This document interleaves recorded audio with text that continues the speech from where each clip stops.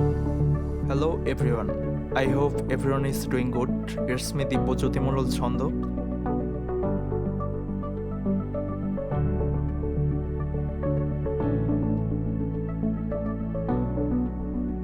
Today I am going to present my topic for selection sort. So basically, first of all, we need to know what does it mean by selection sort. So selection sort is one of the easiest approaches to sort. It is inspired from the way in which we sort things out in day-to-day life. It is an in-place sorting algorithm because it uses no auxiliary data structure while sorting. So the next question will be, how does it work? The largest element is selected from the unsorted array and swapped with the rightmost element, and that element becomes a part of the sorted array. This process continues moving unsorted array boundary by one element to the left, each time selecting an item according to its ordering and placing it in the correct position in the sequence. Now the question is the algorithm portion. For each index position I, find the largest data value in the array from positions I through 0. Exchange for swap the largest value with the value at position I. Then how actually we can iterate it? Step 1. Set max to location length -1, where length is basically the size of an array. Step 2. Search the maximum element in the list. Step 3. Swap with value at location max. Step 4. Decrement max to point to next element. Step 5. Repeat until list is sorted. So now you may ask, what are the advantages of sorting array? So the main advantage of the selection sort is that it performs well on a small list. No additional temporary storage is required. Now you can ask, what are the disadvantages? The primary disadvantages of the selection sort is its poor efficiency when dealing with a huge list of items. The selection sort requires n squared number of steps for sorting n elements. Now here is the example. We can see it for insertion sort. First of all, here is an unsorted array we can see, so we have to sort it in the right sequence. We have to select the last element as the maximum element, then we are going to iterate over the whole array. To find the maximum element in the array, then swap it with the last element. After that, the current maximum value is 5. Then we compare with the next element is greater than 5 or not. So 1 is not greater than 5, so 5 is the current maximum element. Then the same thing will happen for the next two elements, for 3 and 4.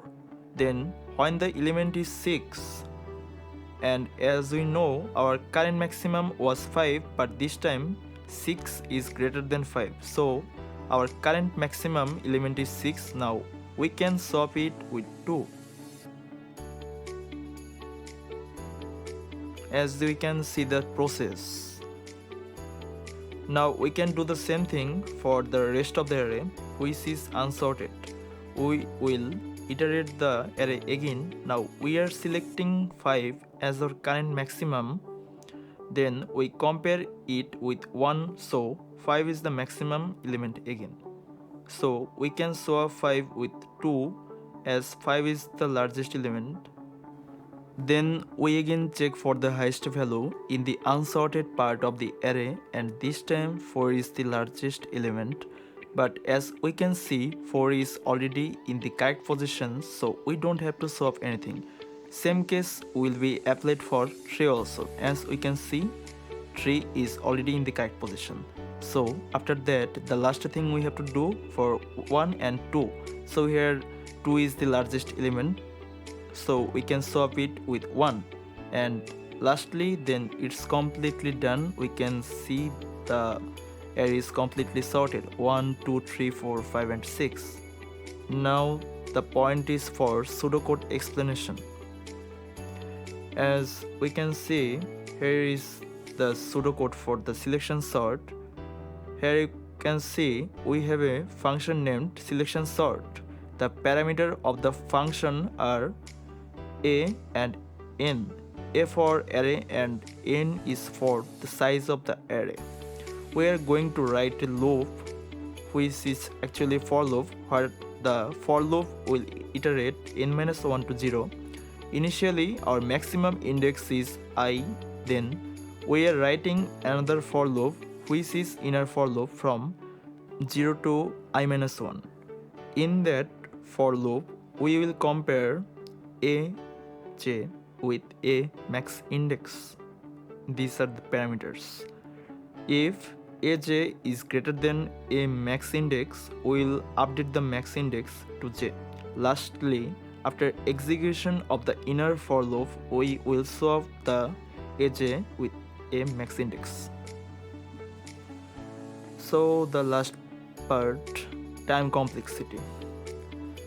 Let's look at the outer loop. The outer loop executes n-1 times and the inner loop executes n-1 plus n-2 plus n-3 to the sequence goes to 1, which is actually n multiplying with n-1 by 2 equal n square minus n divided by 2 equal to half multiplying with n square minus half multiplying with n. So the highest power of n is 2, so the time complexity will be big O n to the power of 2. So thank you everyone for your time. So this is the end of my presentation. If you have any queries or confusions regarding the topic, let me know over the comment section. Thank you. Have a good day.